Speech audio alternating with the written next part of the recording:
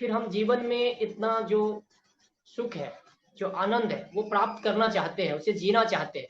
परंतु आनंद के साथ-साथ इतना सारा दर्द भी जो है सो इतना सारा दुःख भी जो है सो हमें चारों तरफ दिखाई देता है और जीवन में हमें प्राप्त होता है।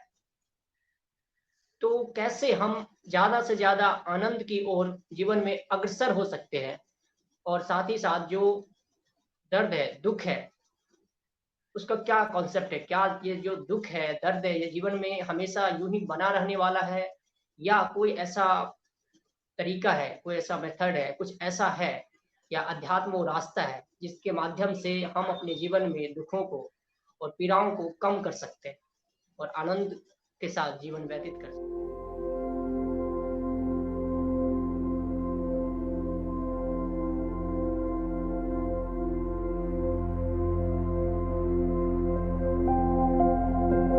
अगर आप ध्यान से जीवन को देखेंगे तो जीवन में आप पाएंगे कि एक तो पीड़ा है, दर्द, और एक है दुख। दर्द होता है शारीरिक तल पर, कोई चोट आपको लग गई तो कहीं पे दर्द उठा है तो वो दर्द है। और दुख होता है आपका साइकोलॉजिकल, आपके ब्रेन ने, आपके विचार ने, आपकी थॉट प्रोसेस ने, आपकी लैंग्वेज ने कुछ ऐसे नेगेटिव वाइब्रेशंस आप में पैदा कर दिए जिससे आप अपने आप को दुखी महसूस करने लगे। अगर आप देखेंगे जीवन को तो हम कुछ हैं से हम कुछ और होने की यात्रा पर सारे जीवन चलते रहते हैं। हम कभी भी सेटिस्फाइड नहीं होते जो हम हैं उससे। हमारी नजर सदा उस अभाव पर होती है जो हम नहीं हैं, और उस जो नहीं है उस बनने के लिए हम यात्रा करते रहते हैं।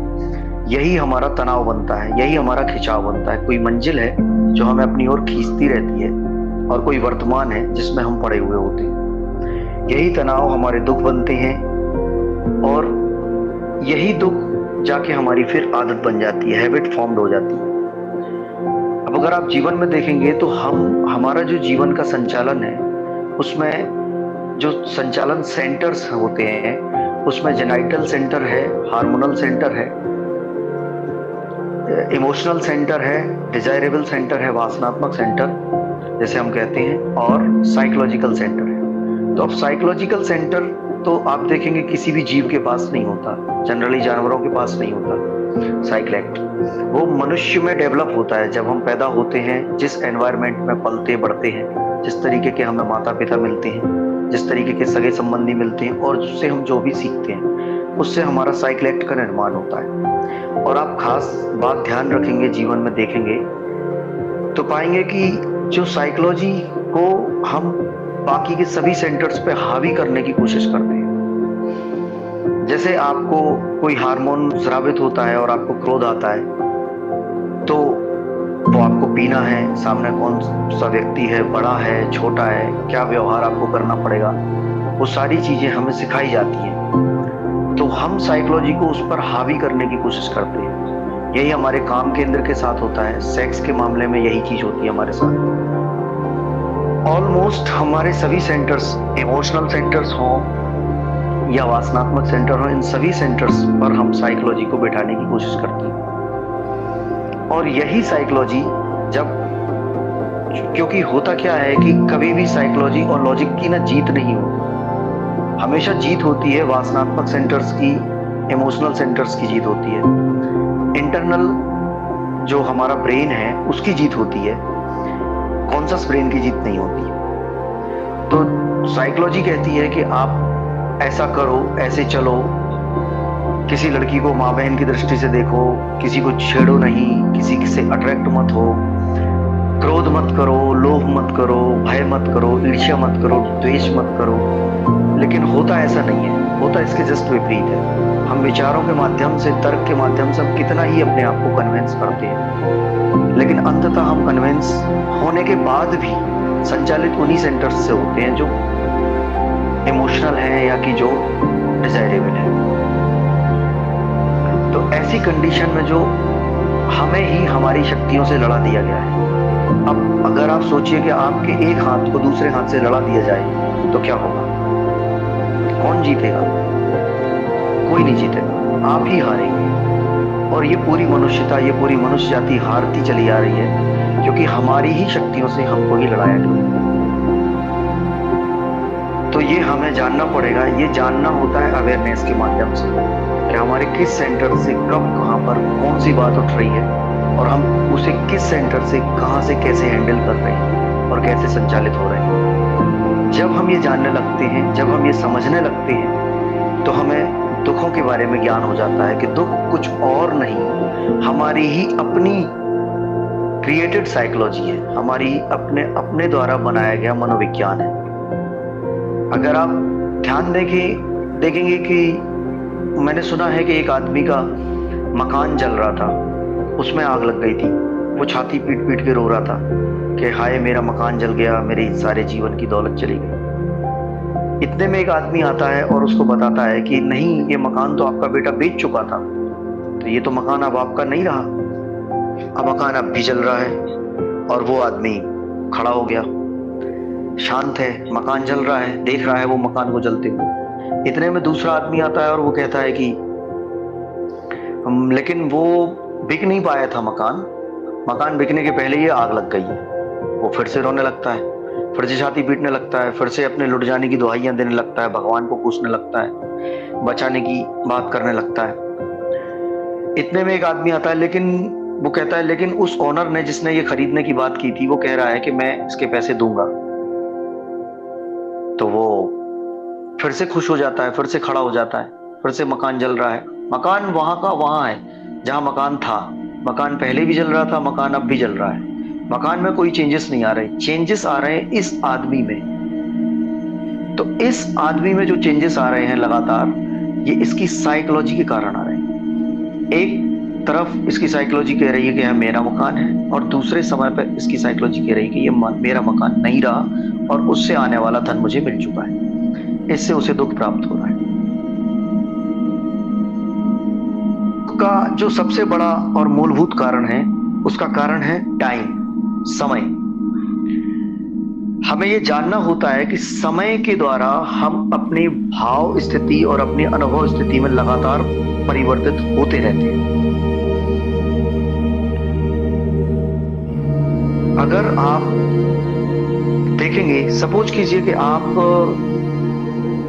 किसी एक लड़की से बहुत मोहब्बत करते हैं, वो आपकी प्रेमिका है, और आप लोग बात करते हैं और एक दिन मिलने का प्लान तय करते हैं, और उस दिन मिलने के लिए आप मार्केट में मिलने के लिए जाते हैं। अब आप उसका इंतजार कर रहे हैं, अपनी प्रेमिका का आधे घंटे से इंतजार कर रहे हैं। वो आधा घंटा आपको 5-6 घंटे के बराबर महसूस हो रहा है, पूरे दिन के बराबर महसूस हो रहा है। अब वो प्रेमिका आती है, आपसे मिलती है, और वो आपके साथ 5 घंटे गुजारती है, और वो आपको आधे घंटे जैसा महसूस होता है।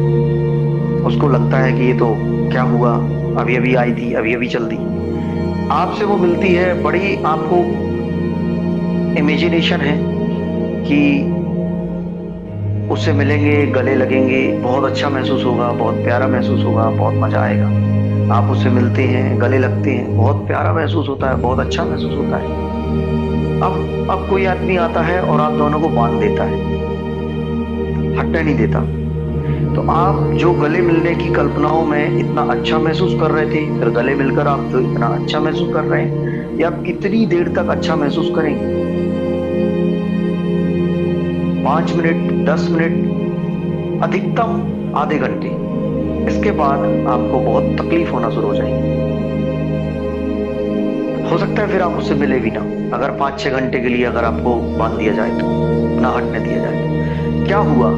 गले लगने की प्रक्रिया जो आपको इतना आनंद दे रही थी, वही इतना दुख देने लग गई। उसमें समय में चेंजेस आ गए। तो जब भी हम अपने सुखों को पूरे जीवन पे फैलाने की कोशिश करते हैं, उसको पकड़ने की कोशिश करते हैं, उसको बड़ा करने की कोशिश करते हैं, तब वह दुख में कन्वर्ट हो जाते हैं, क्योंकि उसमें हमने समय की मात्रा को बढ़ा दिया। तो जो चीज जितने समय के लिए है, उतने समय के हिसाब से अगर हम उसको एक्सेप्ट करते हैं, तो वह सुख हमेशा सुख रहता है और वह दुख में परिणत नहीं होता। लेकिन अगर उसमें हम समय के साथ खेल कर देते हैं, तो फिर वो दुख में कन्वर्ट हो जाता है। ऐसे ही दुख सुख में कन्वर्ट हो जाती है। तो अगर आपको ये समय का खेल, टाइम का खेल खेलते आता है, तो आप कभी दुखी नहीं होंगे। और ये खेल सीखने के लिए, ये जानने के लिए, ये समझने के लिए जरूरत होती है हमें साधनाओं की। साधनाएं मुख्यतः 6 प्रकार की होती हैं। तो जो सूक्ष्म साधनाएं हैं, एक ऐसी साधना है जो आपको स्वयं के निकट लेके जाएं। फिर मेडिटेशन है जिसमें आपकी परिवर्तन की फ्रीक्वेंसीज डाउन हो जाती है। फिर डीप मेडिटेशन है जिसमें आपकी फ्रीक्वेंसीज बिल्कुल स्लो और बिल्कुल शून्यवत हो जाती है। फिर उसके बाद सम्यक दर्शन है, यानी कि स्वयं को डीप डायमेंशन में जाके देखना। और फिर उसके बाद है प्रेम। तो इन साधनाओं को करने से आपको ये पावर प्राप्त होती है कि आप समय के साथ कुछ खेल कर सकते हैं, उसको परिवर्तित कर सकते हैं। तो सुख आपके दुख में कन्वर्ट हो सकते हैं, दुख आपके सुख में कन्वर्ट हो सकते हैं, और ऐसी मालकियत आपको इस सजगता के द्वारा मिलती है। तो जो लोग ऐसा करने में सक्षम हो जाते हैं वे सदा सदा के लिए सुखी हो जाते हैं, और जो ऐसा नहीं कर पाते हैं उनके जीवन में 80% और 90% तक दुख होते हैं, नेगेटिव थॉट्स होते हैं। क्योंकि आप देखेंगे कि हमें हमेशा इमोशनल क्रेविंग होती रहती है, हम हमेशा किसी ना किसी इमोशंस को जीते रहते हैं। अगर हम अकेले बैठते हैं तो हमें इसकी इतनी ज्यादा आदत होती है कि अगर हम कभी अकेले भी बैठते हैं तो हम किसी ना किसी ऐसी घटना को याद करते हैं जिस घटना से हमारा कोई इमोशन जुड़ा होता है, ताकि हम उस इमोशन को जी सकें। और ज्यादातर अगर आप ध्यान देंगे, सजग होते अपने जीवन पर देखेंगे, तो आप पाएंगे कि 80% तक जो आप जी रहे हैं, जिन घटनाओं को, जिन भावनाओं को देख रहे हैं, वे नेगेटिव है, दुख से भरी है। अगर आप किसी शादी में जाते हैं और वहां पर आपके फूफा जी भी आते हैं, कोई रिश्तेदार आते हैं, और वो कार से आते हैं और आप बस से गए हुए हैं, तो लोकल ट्रांसपोर्ट से आप पहुंचे हैं, तो आपको अपमान महसूस होने लगेगा, आपको हीनता महसूस होने लगेगी, क्योंकि आप खुद को हीन मान के बैठे हुए हैं। देन अगर आपके फूफा जी कुछ ऊटपटांग बात कर दें, कुछ हार्डकोर आपसे टॉक कर दें, आपकी बेइज्जती कर दें, तो आप जब भी अकेले बैठेंगे तो कोशिश करेंगे आप इसी घटना को याद करने की। आप इस घटना को बार बार जिएंगे, बार बार याद करेंगे। माना कि आपके फूफा जी ने एक बार आपका अपमान कर दिया, लेकिन आप इस घटना को 25 बार, 50 बार, 100 बार, 200 बार, बार बार याद कर रहे हैं। इसका मतलब है कि आप खुद का अपमान बार बार कर रहे हैं। तो ये जो इमोशनल क्रेविंग है, हर समय इमोशंस को जीने की आदत, ये आदत हमारे दुखों का कारण बनती है। तो साधनाएं हैं इसके लिए, इमोशनल फास्टिंग होती है, इमोशनल स्पाइकिंग होती है, इमोशनल ओनोदर होता है। बहुत सारे ऐसी साधनाएं हैं जिनसे हम इनसे मुक्त हो सकते हैं, और सजगता के द्वारा तो हम होते ही हैं, अवेयरनेस के द्वारा, मेडिटेशन के द्वारा भी हम इनसे मुक्त होते हैं। तो जरूरी है, इस समय पे जरूरी होता है हमारा अध्यात्म, कि उस अध्यात्म के माध्यम से हम क्या जानते हैं, कैसे जीते हैं और कैसे पीते हैं जीवन, तो वह जीवन सुखमय हो जाता है।